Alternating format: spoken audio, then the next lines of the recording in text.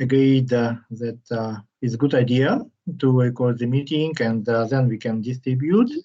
Okay, so we are starting seminar, and from now on it's recorded. The talk today is by Frank Smith, our very good friend of our university and of many researchers around the world, and just great person. So Frank, please share your screen and start your presentation, and also explain title and who contributed possibly to that research. Can you make a full screen? Yes, perfect. Yeah. So okay. It's yours, Frank. So I'm also disappear from now. So I switch off my camera, and I suggest Tuvia, could you also switch your camera? That a little bit make the connection better. And I'm switching my microphone as well. So only Frank can speak from now on. You can ask any questions. You need just to unmute your microphone and ask question. Either you can write in chat your question, or at the end we will have several minutes for discussions, and you can ask any question. Okay, so Frank, please start your presentation. Okay, thank you, Sasha. Thank you for the invitation. The talk is on fluid flow past a body which is free to move, and so alters the fluid flow itself. This is fluid-body interaction. There have been many studies of flow past a fixed body over the years or even centuries, but very few studies on fluid-body interaction, at least from a mathematical point of view. So today we'll go through some motivations and background, and then focus on one particular problem involving viscosity and inertia and consequent impacts.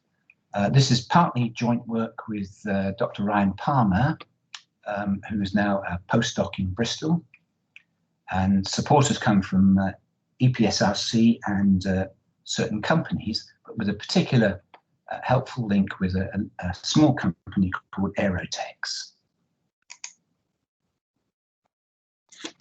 So the main motivation for us has been the aeronautical or industrial application, in particular impact on an aircraft wing or fuselage, or in an engine, impact from bodies or small solid bodies.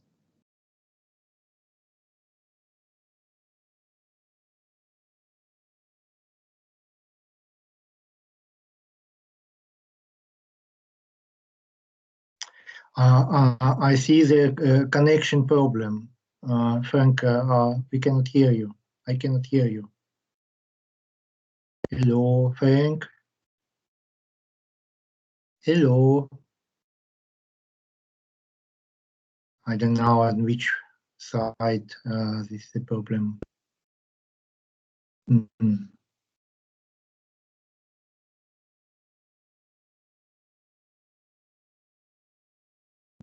Emilian, can you hear me? Emilian. Yes, I can hear you. So it seems that it's problem with the on the Frank side. I guess so. Yeah. Okay. Then okay. Hopefully, how to contact him? Tick. Yeah, he disappeared completely. It's strange.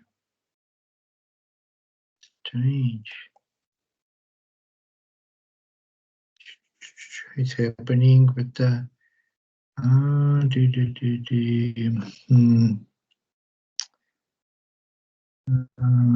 okay. Please wait.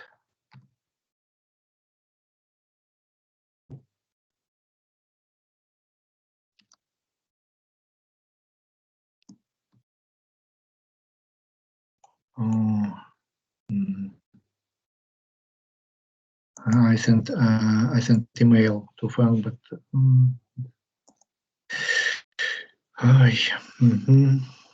okay, let's wait. Hopefully, the Frank could come back.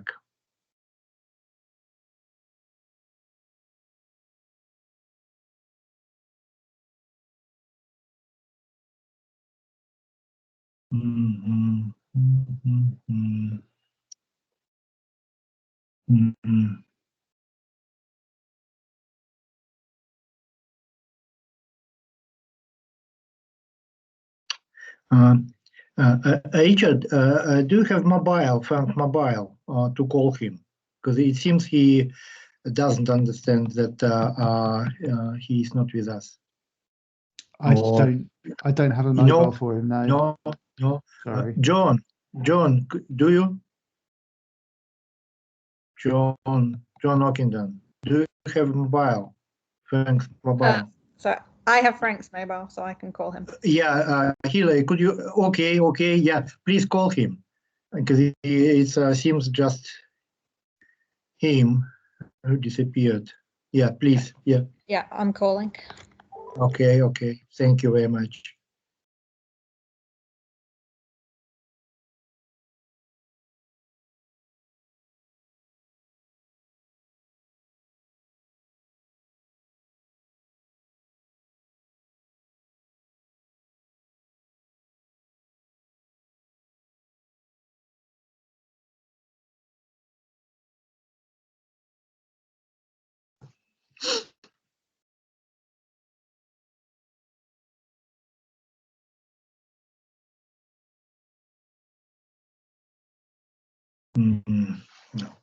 There are many advantages of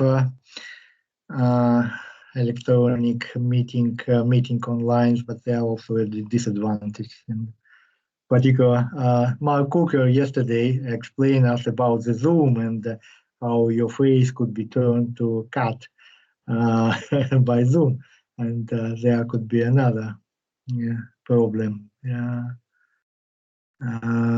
Sorry. Yeah.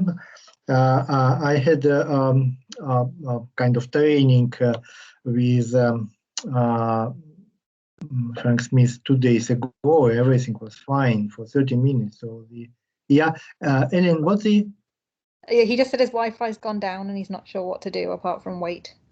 So. Oh, just Wi-Fi went down. Oh. So hopefully it comes back up, I guess. Okay, so okay, let's wait for a while, because I remember last semester the Frank is calling. Yeah, we cannot hear you, and my Wi-Fi suddenly went down, so we wait. Okay, wait. We are waiting you. Okay. So at least he's here on email. Right, that's good. Yeah, in autumn semester we had a problem with one presentation by. Just a moment. Frank, hello. Again, I'm sorry. Suddenly. My Wi-Fi went down, I'm afraid. Yeah, it's happening time to time. Yeah. Okay. Frank, just open your presentation and continue. Carry on. Yes. Okay. Yeah. We are waiting. Yeah. The 10 minutes is not long time. Yeah.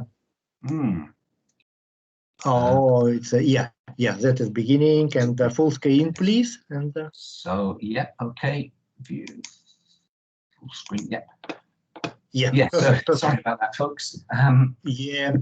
So the typical problem of interest in the industrial application is of a body coming in, as shown there, coming in from the northwest, as it were, into a boundary layer, an air boundary layer, on a solid surface, which could be the fuselage of an aircraft or a helicopter, or it could be a wing. And allied with that is the problem of a particle going into an engine, an ice particle, for example, and solidifying on the blades there, and that could be disastrous for the safety of the aircraft, both the engine effect and the outside effect on the wing. There are many factors involved here, physical factors, 3 media, and ice, water, and air. Also, the wall is present, or the solid surface, and impacts take place, and the particles can stick on the wall or rebound. Many different phenomena can occur. Interesting questions arise. For instance, can we understand how a body travels through an air boundary layer? And can we predict the time to impact? So that was the main application in aeronautics and industry, ice particles and crystals. There's also biomedical application, as you can imagine, the movement of drugs through vessels in our bodies, or thrombi, and environmental, to do with the motion of dust and debris, and so on. But at heart, what we're considering here is a boundary layer flow, so uniform stream, and then a velocity profile which goes to 0 at the wall, and a body entering either from the northwest or from the northeast, and trying to get possibly trying to get through to hit the solid impact on solid surface.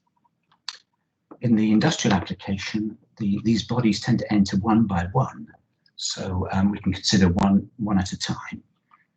They also come in any direction. So so the body comes in northeast or northwest. Relative to the body, that means that the solid surface appears to be moving upstream or downstream. We're going to look at 2 pieces of research. First of all, on reduced systems based on using physical scales and analysis. And then second, towards the end, on some direct numerical simulations and comparisons. As regards background work, there's a lot of it. Lots of interesting work by other groups and other researchers over the years, particularly on slow flow, or Stokes flow, near a wall. Very interesting work. Lots of direct simulations, for example, for sedimentation modeling. A few experiments, probably not enough. And there have been a large number of works on turbulent flow. What I'm considering here, though, is laminar flow, 2-dimensional for an incompressible fluid, as a first shot. There's a host of papers stretching over the decades, and a few are written here, are drawn here. But despite all that work, really, there's very little that's been done on basic problems from an applied maths point of view, where viscosity and inertia are both present. So that's the focus today. Recently, I've been involved in some modelling work, trying to include those effects, starting with some nonlinear studies for inviscid fluids, and then on some studies for viscous fluids, mostly linear.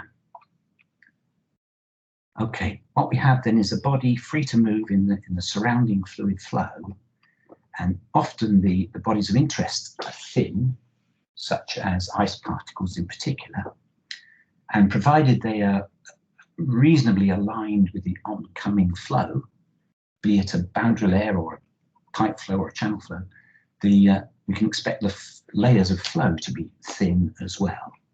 So we'll use that to do approximations. There's bound to be a dependence on many parameters, though. The size scales of the body, the density ratio, which for an ice particle in air is of the order of 1,000. The initial conditions matter as well, and fluid viscosity, and so on. I'll just mention as we go along now some work for inviscid fluids with fluid body interaction. Four projects are shown here. First is skimming. Often at the bottom of the boundary layer on a wing, when it's iced up, there's a layer of water, a thin layer of water, and particles are found to skim. So that helps motivate skimming problems. We all know skimming. It's when you try to skim a stone or skip a stone across a pond, the surface of a pond, for example, and sometimes it works and sometimes it doesn't. When it doesn't, you get the sinking problem. So this body has been skimming, but is now going underwater, and there's a question of how long it takes to hit the ground. There's also been some work on inviscid work on body entering a boundary layer with vorticity present, and there's also the lifting off problem. Supposing the body gets to the wall and impacts, then will it lift off again, or will it stay put when the fluid flow is acting? In all those cases, or virtually all, we've been using the boundary layer equations, but inviscid, so the viscous term is knocked out. We have the full continuity equation in 2D, as written there. U is velocity in the horizontal or x direction. V is the velocity in the normal vertical or y direction. And we get these equations. They're really the shallow water equations. And so what have we got here? We've got the more or less full x-wise momentum equation without viscosity. The y-wise momentum equation gives us the classical result that the pressure is independent of the y coordinate. Here are represented boundary conditions in a channel, for example, that are applied in this context. Tangential flow at the channel walls, y equals 0 and y equals 1. Then there's a pressure condition that holds in the wake of the body. Here we're envisaging the trailing edge of the body being at x equals 1 and the leading edge being at x equals 0. We'll see that a little later. But the condition in the wake is that there must be no pressure difference from top to bottom. So any pressures we're working with have to be 0, have to be equal at the trailing edge. And there's also a condition at the leading edge, x equals 0, which is that the Bernoulli property, p plus a half rho u squared, must be conserved. The density rho is normalized to 1 for this incompressible fluid. So we get p plus half u squared is equal to, well, it works out to be 1/2, because in all cases we're assuming that the pressure upstream is 0 and the input velocity is 1, at least in this uniform zero vorticity case, u equals 1. So we get that relationship. The pressure itself can jump and the velocity u can jump from upstream to downstream of the leading edge. And they can do so through an Euler zone, an Euler region, where the Euler equations apply. So x and y are comparable in this tiny Euler region, and the solution is smoothed through from, say, p is 0 just upstream to p is non-zero just downstream. Okay, I'll mention some recent work on viscous fluids now. We're trying to move to incorporating viscosity. That involves more difficult equations, higher derivatives and more boundary conditions, and also involves vorticity in the oncoming flow, boundary layer, channel or pipe. Again, let's look at 2 or 3 studies recently. This is for a body first one is for a body in a channel, so a short body of length comparable with the channel width, which is taken as 1 in this case. There's the body, and there's the plain Bezoy flow coming from upstream. And the question is, what does the body do?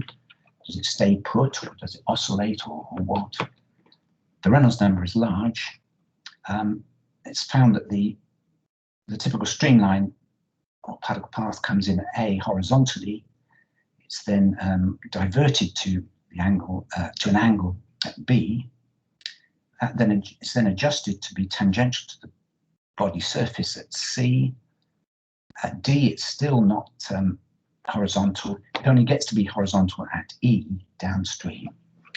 The length scale associated with that evolution is of order Reynolds number to 1/7. So Reynolds number is large, so it's a long length scale interaction for such a tiny body.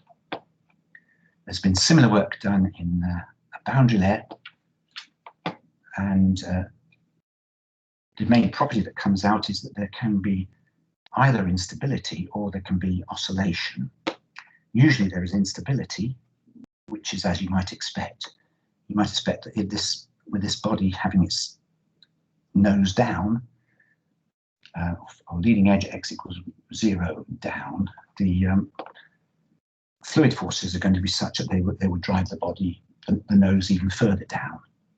Intuition tells us that, and that's what happens in most cases. You get an exponential effect with the rotation of the body. But if, for instance, the center of mass is moved forward from the halfway point to something like 30%, then we get oscillations occurring.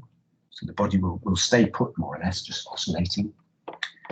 And the same occurs if the body is translating upstream or downstream, or if the surface is flexible. So some interesting properties maybe.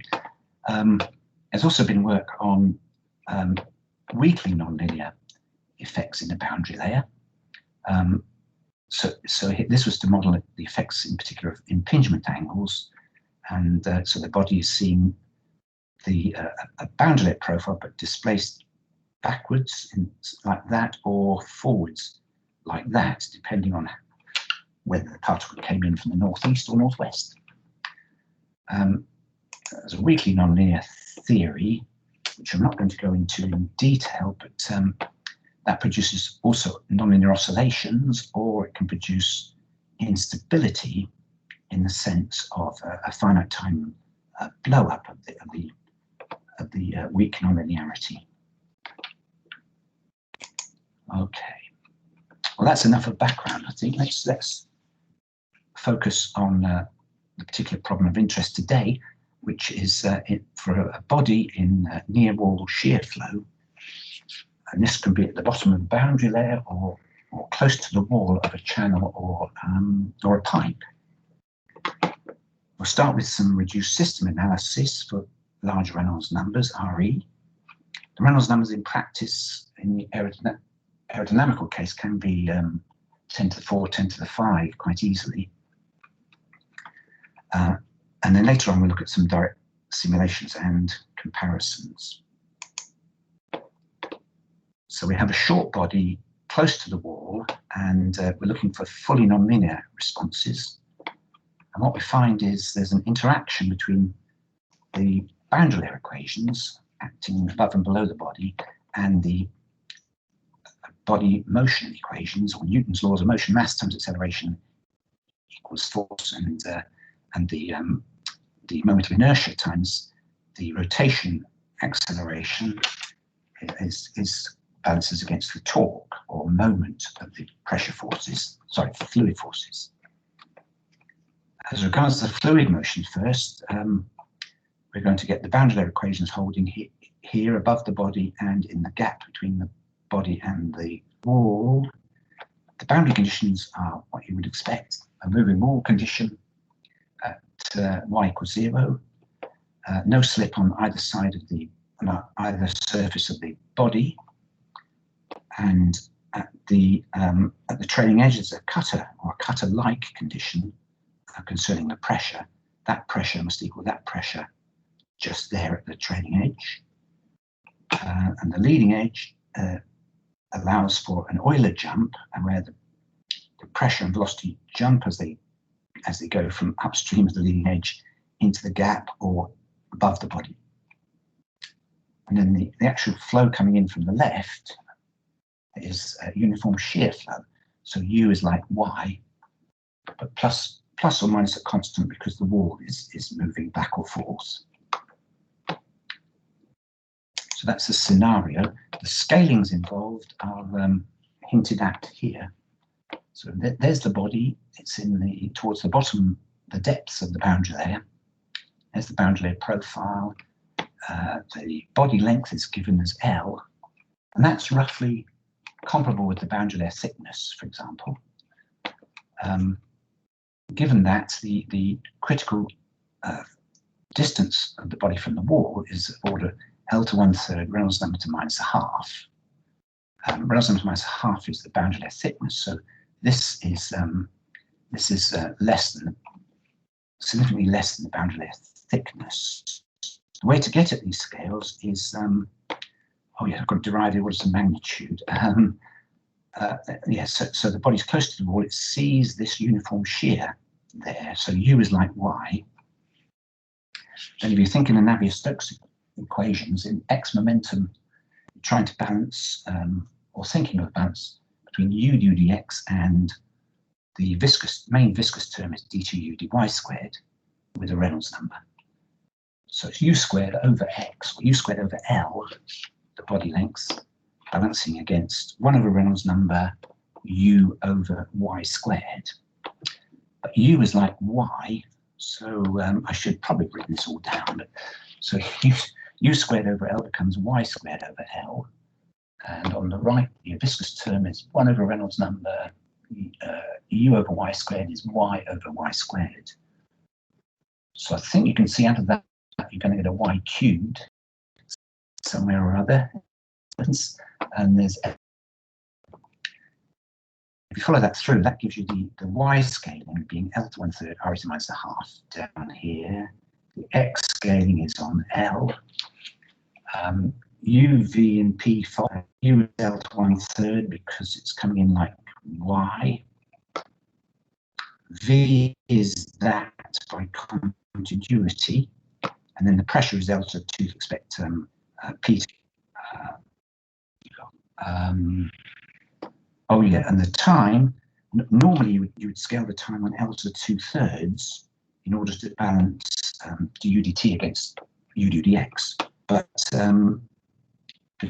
the body is heavy, that leads to a factor alpha, which is large. Time scale is larger. That alpha we'll come on to in a minute. So now, before we get the equations holding above and below.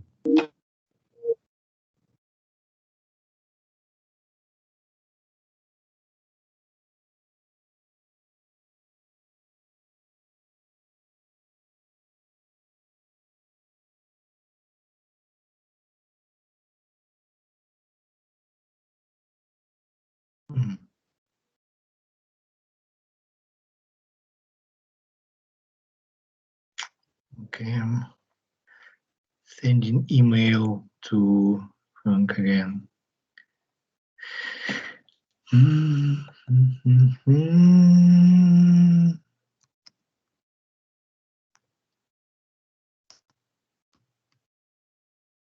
Oops. Okay, yep.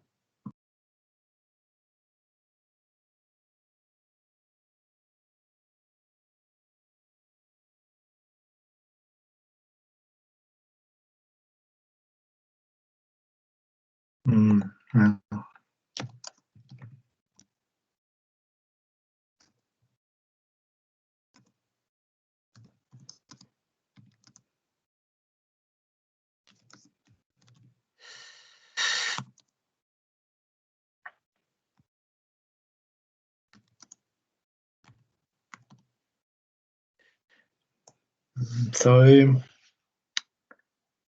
something difficult to predict and expect. Yeah, Frank disappeared completely.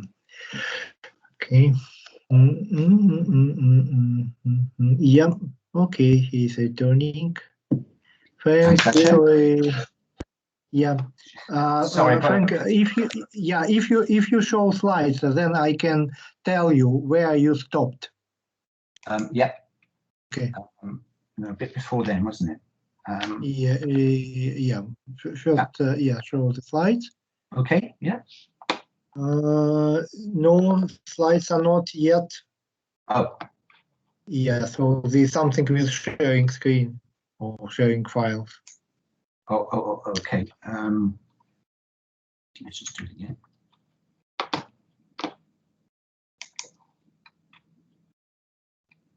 Yeah, can you hear me, Sasha? Yeah, I can hear. Yeah, but no slides yet. So Frank, possibly you need to stop sharing and then start sharing again. Yes, I've just done that actually. Let's have another go. It's quite exciting, all this, isn't it? Gosh. Yeah, technologies, you know. Yeah, could do without it. Yes, perfect. Previous slide, Frank, not that one. Yeah. No, back. Yeah, yes, that one. So you just finished discussing the scales. Yes. Oh, good. Okay. Okay. Yeah. Okay. Yeah. So please continue. Yeah. Please continue.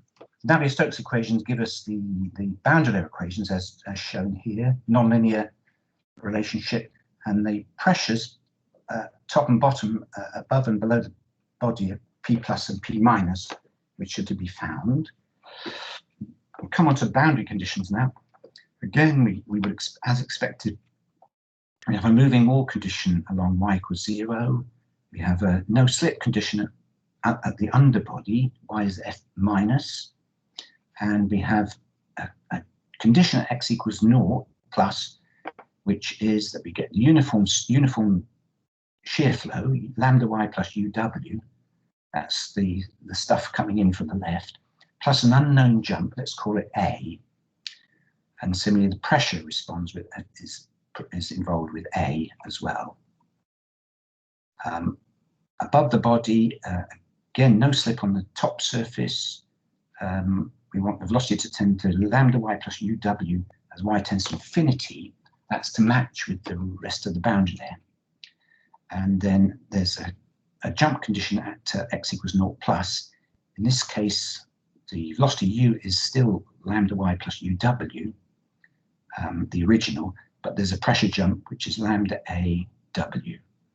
Now the capital W there is the gap width, known gap width w there. It's going to vary with time, and it fits into the starting conditions for this boundary layer. Having the boundary layer equations means that the motion or the solution is locally parabolic, and that's fine. What else have we got? The body surface, the body is moving, so the surfaces are given by the original geometry. This might be an ellipse or a flat plate, some shape or other, but it can move up and down according to h, and it can rotate according to theta, rotating about the center of mass at the halfway point. Leading edge gap is unknown, but it's related to h and theta by this linear relationship. The unknown mass flux through the mass flux through the gap is unknown. If you work it out, it's given by this expression.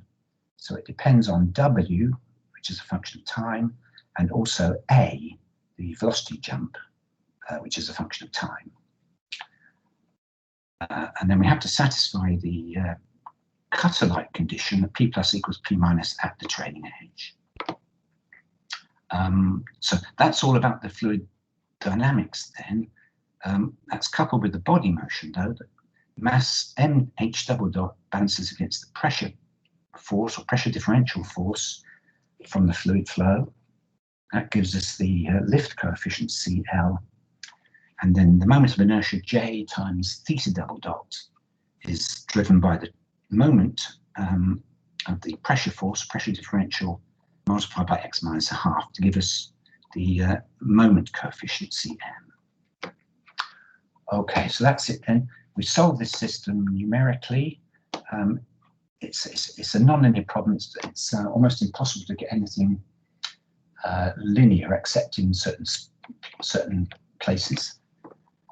And we have to use successive marching. So what we do is to solve it numerically, we make a guess at that constant A, and then we have everything we need to match the gap flow forward from x equals 0 to the trailing edge, x equals 1, and also match the upper flow to the trailing edge. We then have to look at the difference between P plus and P minus. There is generally a difference, so we then have to go back and update the guess for A, do the jump, and keep on going, keep on iterating. It's a nonlinear process, so we use a Newton iteration process to get us very close satisfaction of P plus equals P minus at the trailing edge. Okay, so lots of details are involved there. Also, when the motion starts off here close to the leading edge, the body sees more or less a uniform stream coming along, and so Blasius type boundary layers grow at the leading edge, on top and underneath. Where have we got to? We'll look at one particular case, a single straight body. This started with W equals 2, so the gap width at time 0 was 2. This is showing the body as it evolves in time, body position. So at time 0.1, the leading edge has gone down just below 2. A shear flow is coming in from the left, and that process carries on. The angle theta of the body changes slightly with time. It doesn't show up much, but it's increasing with time. And then at the time just beyond 0.7, impact occurs at the wall. It occurs at the leading edge, and it occurs in the sense that W tends to 0. W is the gap width here. As that happens, an eddy forms in the gap here, because you're more or less cutting off the mass flux from this region. So there has to be flow reversal just to conserve mass, or is it to get 0 mass? So that was the motion of the body itself. Three of the parameters, general parameters, are shown here. W as a function of time gives us this curve, starts as 2, as we said, and then heads down towards 0 at a time of about 0.72.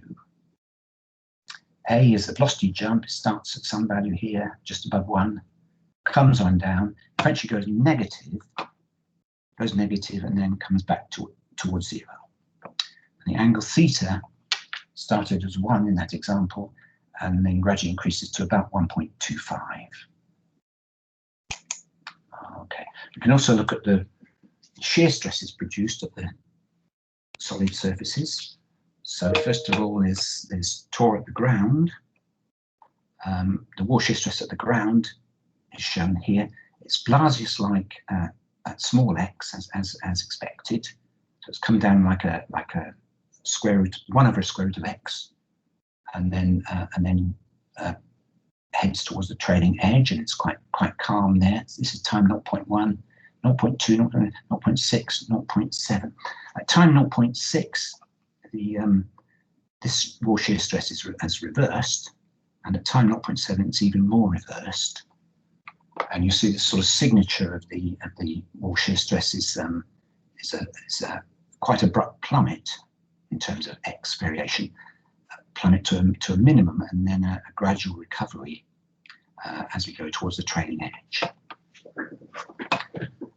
Similarly, for the torr at the underbody, wall shear stress at the underbody is shown here, Blasius-like at small x, and then more gradual.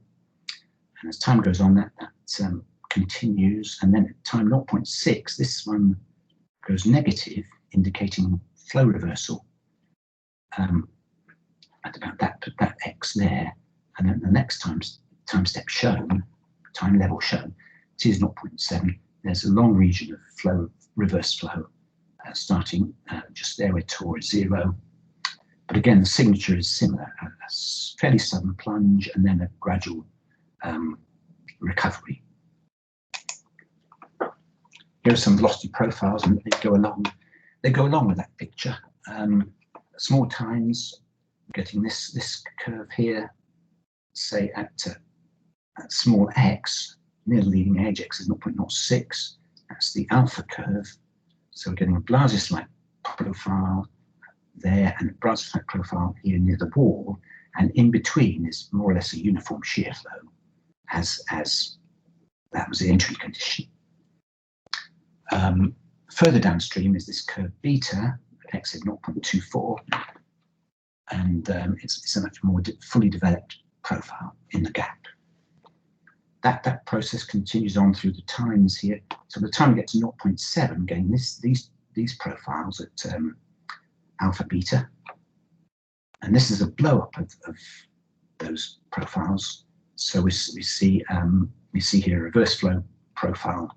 There's flow reversal up near the underbody, just shown here. The pressure is consistent with that. So the pressure has had a small jump or a small drop at the leading edge from the zero value up far upstream. And then the signature is at later time, just before impact, is consistent with the wall shear stress, for example.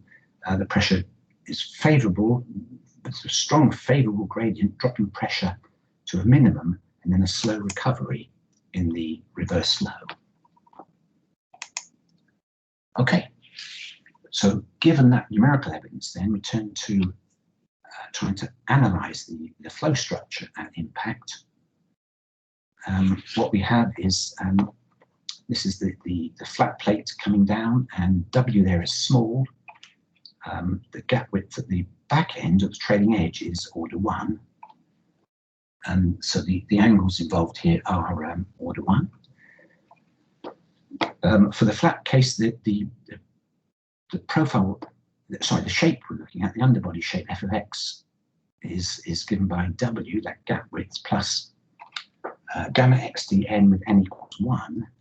But the analysis goes through actually for any value of n greater than half. Gamma here is a constant. Okay, it turns out that when W is small, there are 3 regions involved, 1, 2, 3, and we can go through those in turn. Zone 1 is close to the leading edge. It's got a short length scale, order W squared, and the Y scale is W. And those two are as they are, because they correspond to a balance between inertia and viscosity. So in this tight region, U is order 1 because of the moving wall, and the pressure is order 1 in response. The mass flux is small, it's order W, as you might imagine, because the gap width is small. We substitute into the boundary equations, we still get the boundary equations at leading order. So there's no simplification there, but there is simplification when it comes to the boundary conditions. We still have a jump condition at the leading edge, but we see no shear. It's just A plus UW, and those are constants.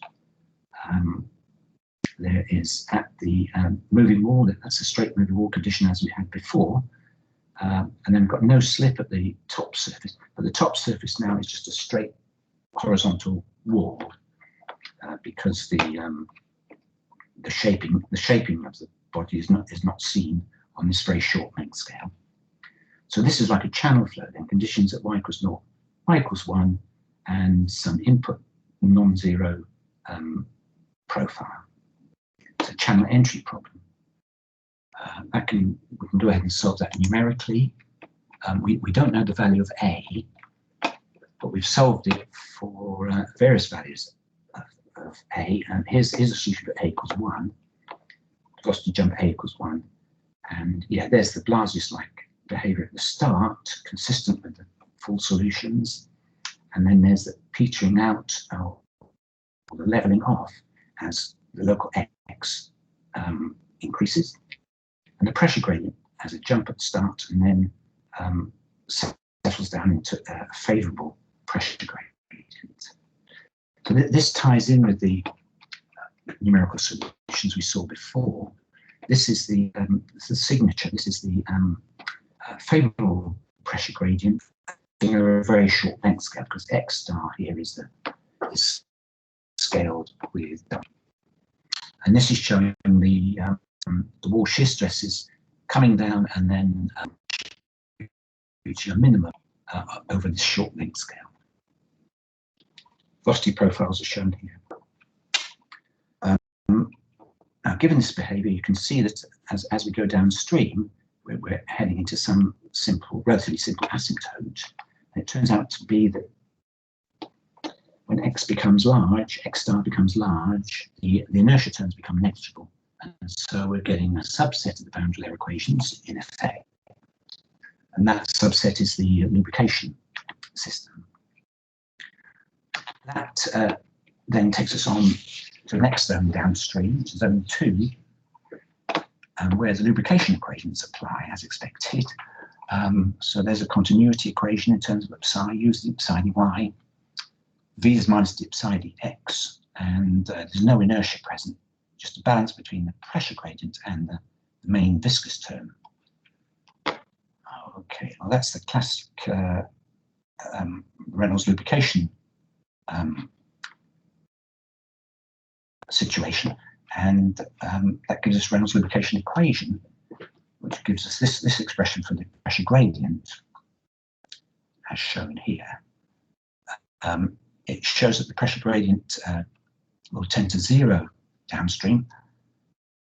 Oh, I should have said, yeah, we get lubrication theory, yes, but what's different from zone 1 is that the F star here, the effective underbody shape, is now no longer trivial. We see the W, the constant, but we also see the x to the n or the x, whatever it is, of the actual underbody. So F star size, there's something non-trivial. We then have to demand that the pressure, not only the pressure gradient, but the pressure must tend to 0 downstream on this scale. There are probably too many regions involved here for it to make sense, but I hope there's some sense. Far downstream is the cutter condition on a much longer length scale, but to get to it, we need this pressure to tend to 0 as x star tends to infinity. That gives us a condition here to determine the unknown constant A. Okay, so hence we find A. And then the final task in the impact analysis is to look at zone 3, which is the majority of the gap. And everything is order 1 in zone 3. Velocities and pressure are order 1, and the x and y are order 1. So not surprisingly, we substitute in and get the complete boundary layer equations again. So it's nonlinear, it's an inertial viscous balance holding. And we get virtually the full original system. So there's the moving wall condition at y equals 0. There's the no slip condition at the underbody surface. But what's different is that the underbody surface now is just gamma x to the n. We don't see the W. We don't see the gap at the leading edge on this scale.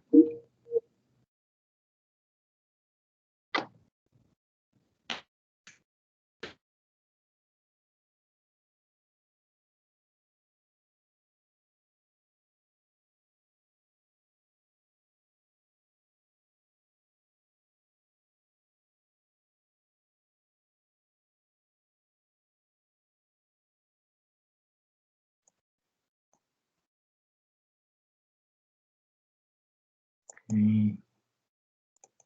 Another email to Frank.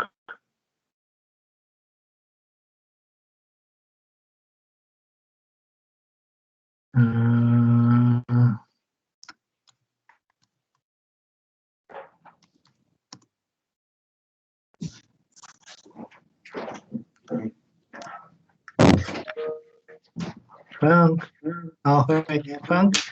Yeah. Okay, it works again. Okay, let's go again. Let me just. Yeah. I've got to stop sharing. I'll do sharing again. Excuse me.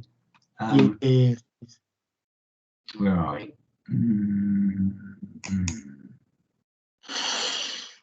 Yeah.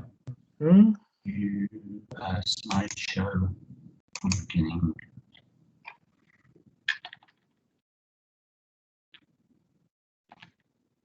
Where did we get to?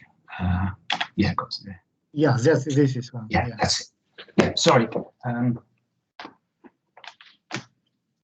Yeah, so we end up with this problem here. The difference from the original problem is that we have zero mass flux. So psi equals naught at both walls. Matching gives us that condition on the pressure, and that's got to be solved numerically. And we get this type of profile, set of profiles for the solution.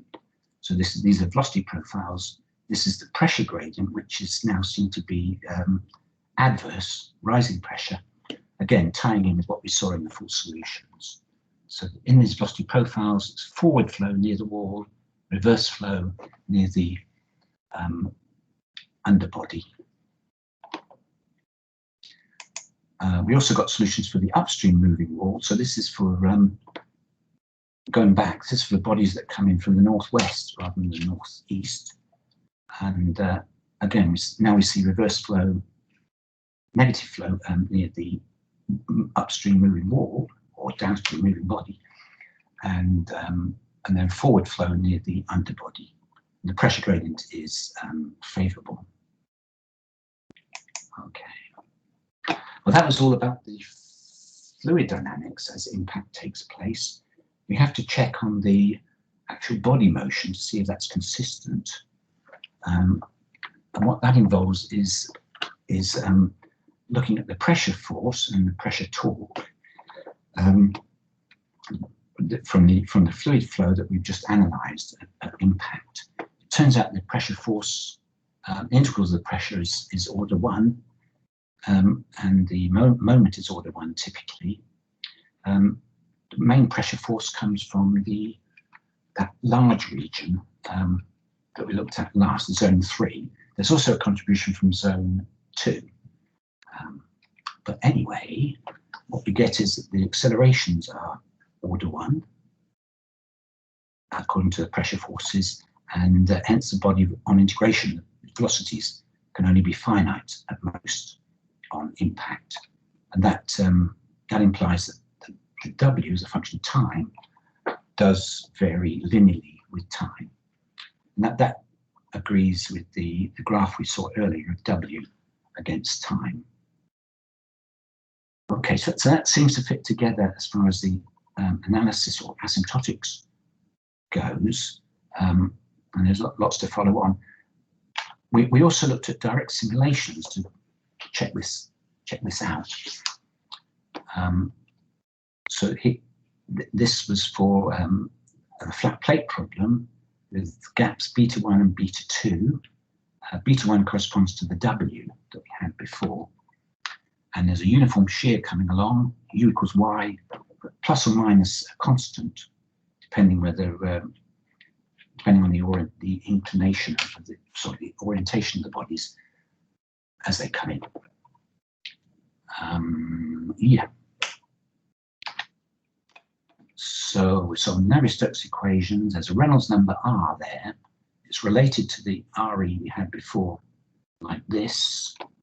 And the boundary conditions are, no moving wall condition Y equals 0, no slip at the body surfaces, and a condition of that we get the uniform shear flow plus a constant in the far field, and the pressure tends to 0.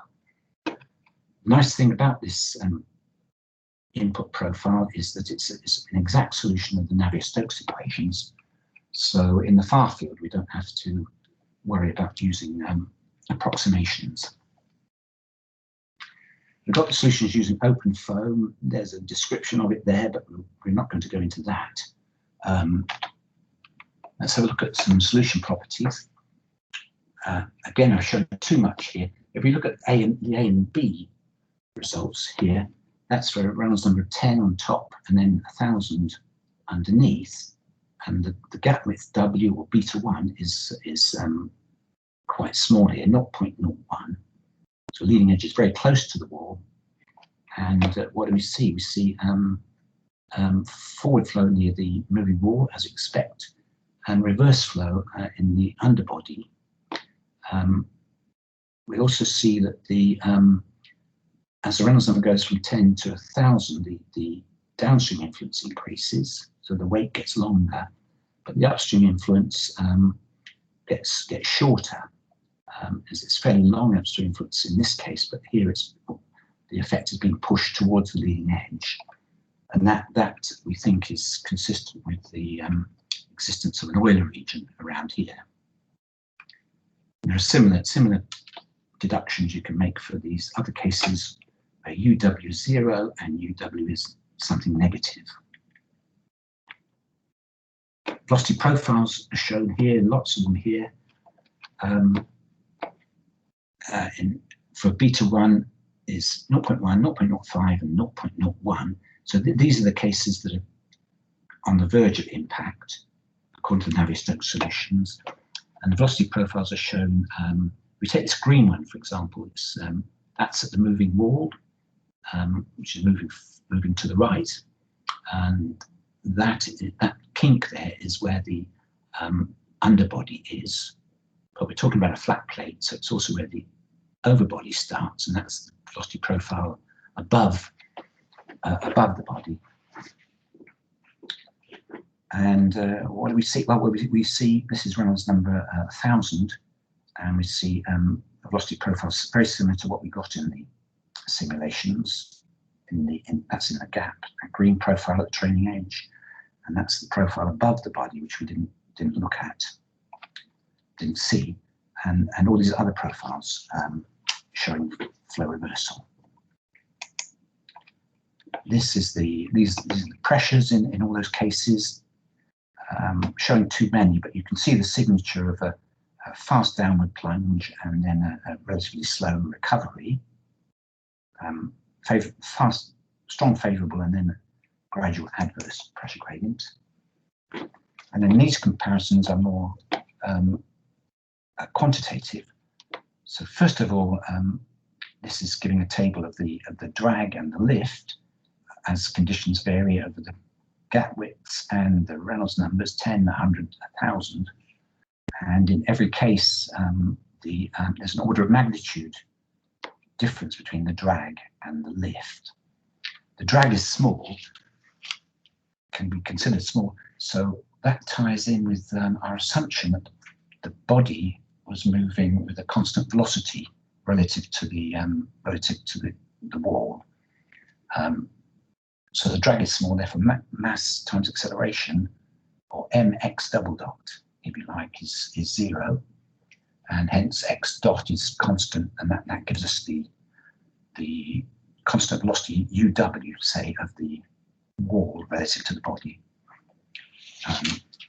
Okay, so that's that. The second table is doing a comparison between the typical pressure difference here, maximum and min of the pressure at the wall, compared with r to minus 2/3. Now, why r to minus 2/3? R to minus 2/3 is there because that's the scale implied by the analysis we did earlier, order of magnitude analysis and asymptotic expansions. And then, so we're looking then at the ratio, and the idea is that this ratio should tend to an order 1 constant, non-zero constant, as the Reynolds number increases. And, well, it depends on how you look at it. If you have the eye of faith, and you can see that series is sequences heading towards a constant of about 5, and it's the trend is coming into Reynolds number of 100, about 100 onwards. Okay, so so that's the pressure scale and drag and velocity profiles. Okay, so those are the comparisons, and it seems reasonably encouraging. I'll finish there then. I must say sorry for it's taken so long and all the discontinuities along the way. But we claim to have covered a range of micro to macro scales with this type of work. You've seen how a body can impact and produce eddies, at least if the wall is not moving too fast relative to the body. And these eddies can influence the heat transfer and melting of ice particles, and hence the ice growth on a surface. We believe there's potential benefits to the applications, aerospace and so on, in the long run. And there are lots of things we'd like to do next. Accommodating any shape of body, for example, or understanding rebounds more. So there's lots to do in this. I'll just mention any shape of body. We've dealt with a flat plate in this talk, but we've got some results fairly recently, tentative work so far, for an ellipse at incidence. So it's the same problem as before. The W, the gap width, is 2 initially at time 0. And then at time 0.1, the ellipse is pushed down, as shown here. So 0.1, blah, blah, blah, blah, blah, down to 0.9, the underbody surface is just on the verge of impacting. But the impact or touchdown is occurring at an x of about 0.3. So it's not at the leading edge or the trailing edge, but somewhere in between. And it's found that eddies form upstream and downstream of the impact point. So there's some analysis to be sorted out there. Okay, I'll finish there, and I apologize again for all the disruptions along the way. Thank you very much, Frank. Thank you. Yeah, no, pleasure. Very good presentation, and yeah, you managed to do this even with some difficulties from the technologies. Yeah, but so very good.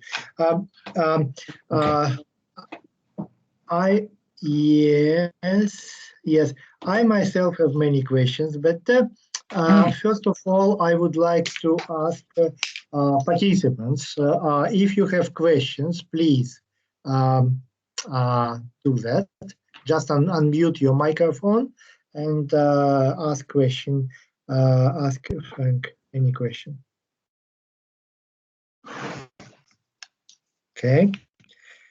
So because no questions, I'm waited less than 1 minute. So Frank, I have many questions, but I'll start from there. You mentioned for the future work to include droplets. How you want to, how you think to include droplets, because they are not plates, right? And Yes. they also, you know, the shape is not rigid. So yeah, so how to do this? Oh, just ideas. Just idea. Oh, you do it with difficulty. It's difficult. Yeah. Yeah, there have been some computations. I mean, direct simulation is one way to tackle it. Right. Right.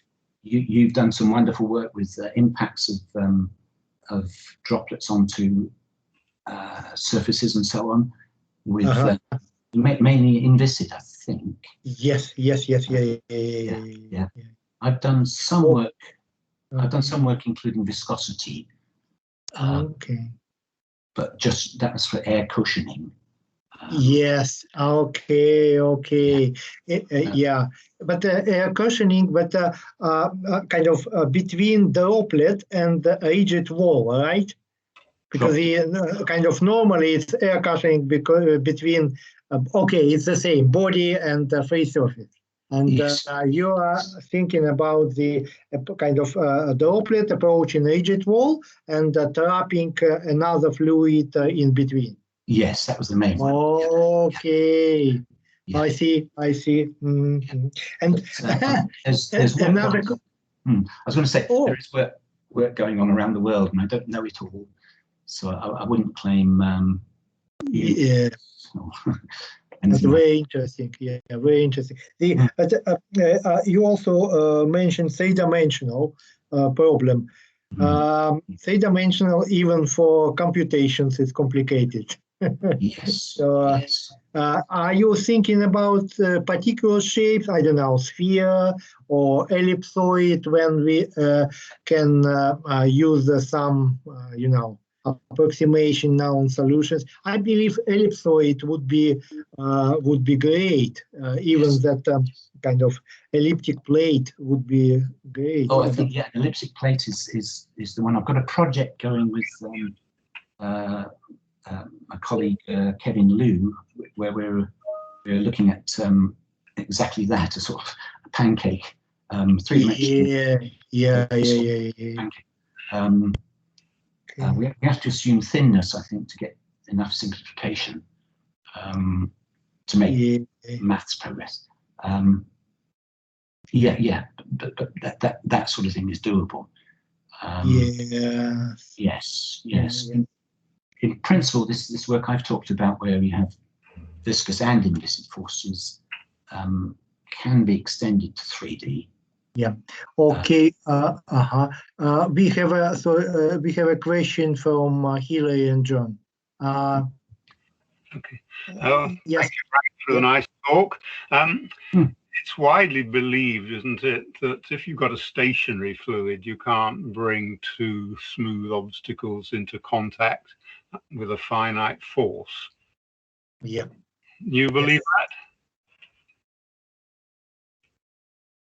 that? You can say that again. To stationary. If you've got in a stationary fluid, you try to bring a sphere into contact with a plane in a stationary fluid. You just move it down under a finite force.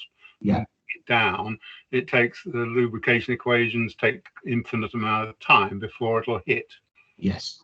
Now, and that's still, and people seem to believe that's still true for Navier-Stokes, I think. Well, that's the question. I think is it true with inertia present? The case.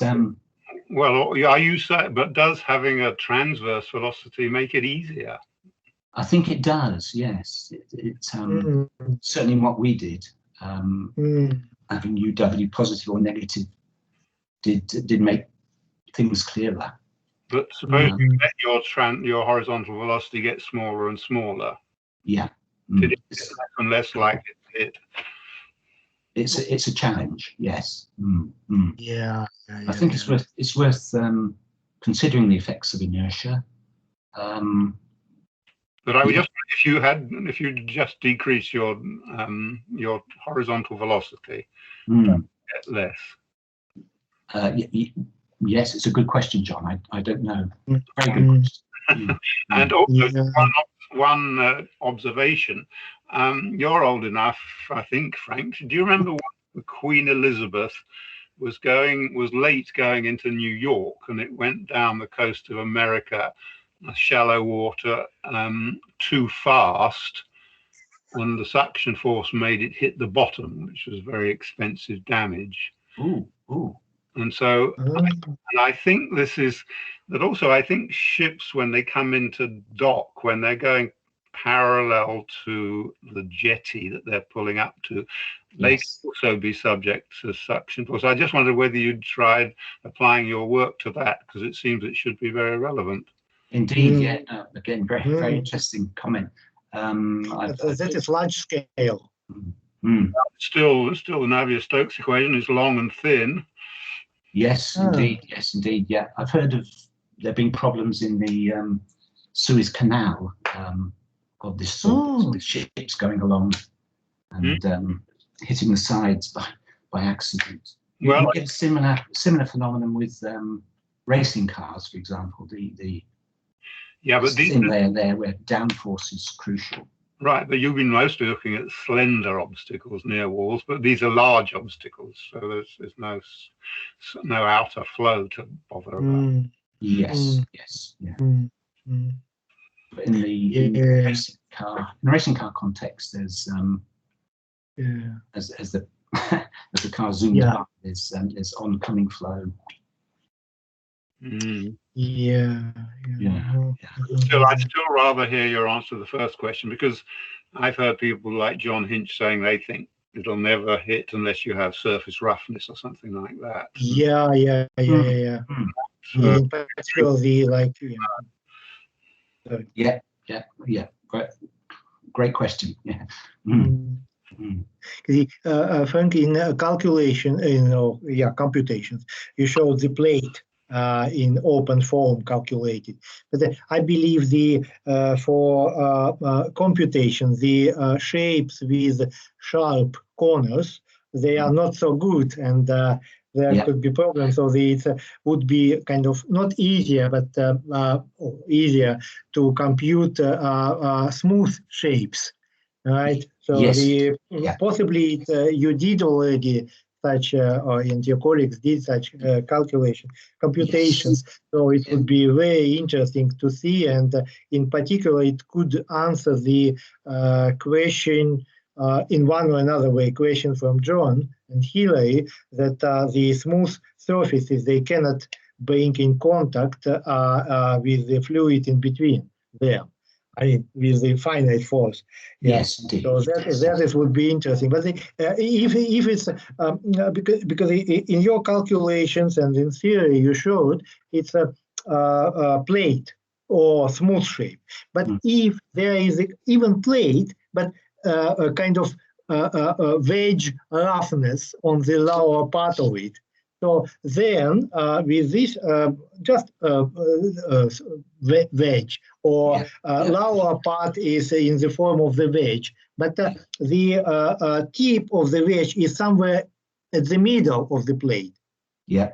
Right. So then you can, I believe, it's possible to come to the moment of impact between the wedge, because the corner, I mean, what John told us is about smooth surfaces. But if it's wedge, it's not smooth surface anymore. Right? Yes. So then there could be contact, and there could be interesting motion of the body, kind of rotation around that contact point. That is what also was mentioned about roughness, but a kind of simple roughness, if it's possible to say. Indeed, indeed. Yeah, we could certainly take a good look at that one. Yeah. I think it would be, Sasha, I think you're right. If it has a corner, I think it will hit in finite time. Right? Yeah, then it's You don't have Reynolds equation anymore. Yeah, very good. Yeah, very good. And also what John discussed is, remind me, I believe it's experiments. If just sphere sitting on the rigid surface, rigid plate, and rolling along this plate. And that is viscous fluid, right? And on the real part of the contact, because the contact is always at the point, right? But on the behind of that point, there is cavitation. Right. So this means that the front part, it's kind of impacting the plate in front of it, but on the rear part, it's lifted. Right. The surface of because it's rolling along the surface, it's the surface of the sphere is kind of lifted from the plate, and because of that, it's observed, as I remember in experiments, that the stresses tensile stresses are strong enough to break to cavitate, to force the fluid to cavitate. And there is interesting could be extension of this research to include cavitation. It would be possible, and that is cavitation and impact. They are very kind of not relevant. They are kind of accompany one another. Yes, it feels strange, but because usually we think the impact is a high positive loads, but not necessary. There could be somewhere positive, somewhere negative. But cavitation is interesting because you did a lot for to account for viscosity, but there could be other effects like cavitating. Yes. Yeah, that would be Yeah. Yeah, in the rolling case you're mentioning there, you can certainly see reasons for well, separated flow or flow reversal. Yes. Yes. I hadn't thought of cavitation. I must say. Yeah. But did you find negative pressures in your calculations? I believe yes. Yes. Yes. How big were they? Because your body can rotate, right? If it rotates from the surface, yeah, and if it's this rotation is fast enough, I mean fast enough, then the pressure can drop, and it can drop somewhere in between the. Yes, you're quite right. Yeah, the pressure can go very large and negative. Yeah. Then you can, potentially possible to find the conditions when the pressure drops down to vapor pressure. Yes, that's certainly possible. I think so. Yeah. That would be very interesting. Yeah. Let me check other questions. Other questions, and okay. Some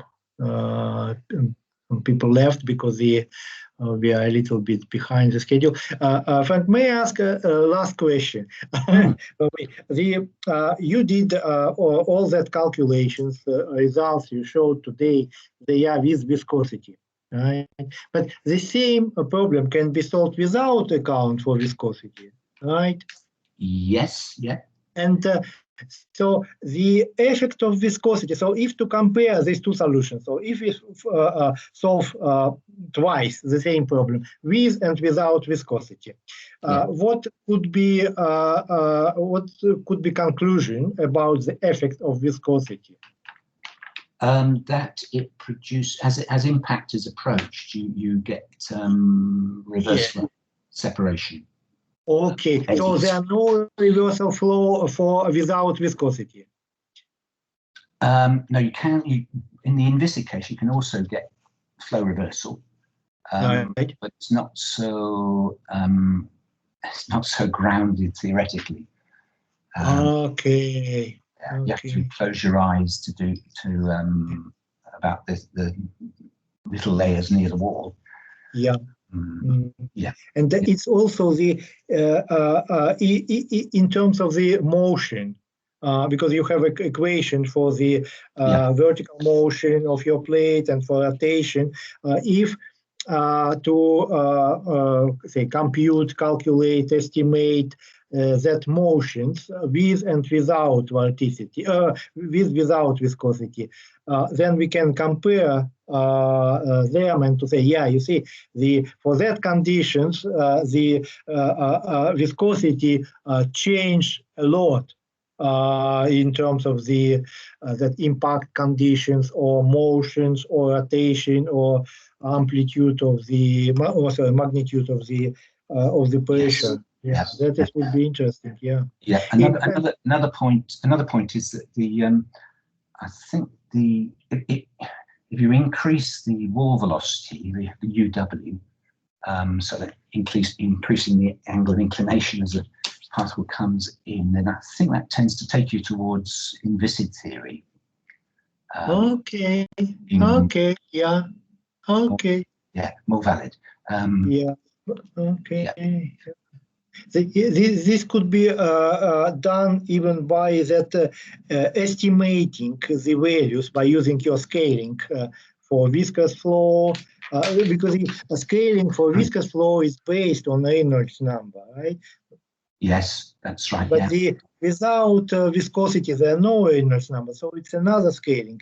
But they could potentially match one another in some conditions. But I don't know what are that conditions when they come together. So could be a big body, a big shape, a long body could be. I don't know. It could be. Yes, I should say my PhD student Ellen Jolly has done work on the inviscid theory for a body, an ellipse, that sort of thin ellipse, Okay. immersed or going through a boundary layer. So, Okay. so it's in viscid theory, but the vorticity is present. Okay. Yeah, that leads to well, interesting results as regards impact. Yeah. And times. Yeah. Sometimes you get flow reversal, and sometimes not. Yeah. There are many different. Yeah, and Frank, could be sorry for using your time there. So could be last question. How about that Kutta condition for viscous flow?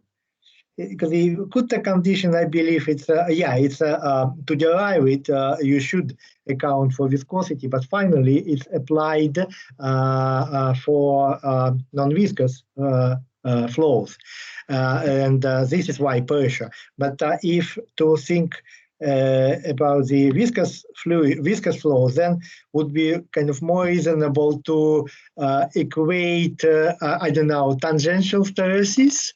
I don't know. It's a good point, but with viscosity present, it's not really a Kutta condition.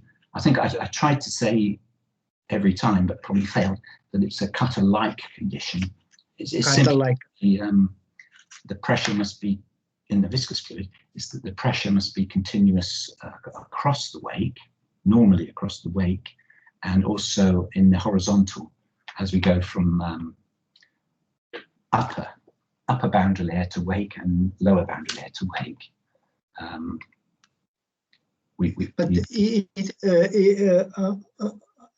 It could be also reasonable to say that on the wake. Okay, but okay. You mean wake? It's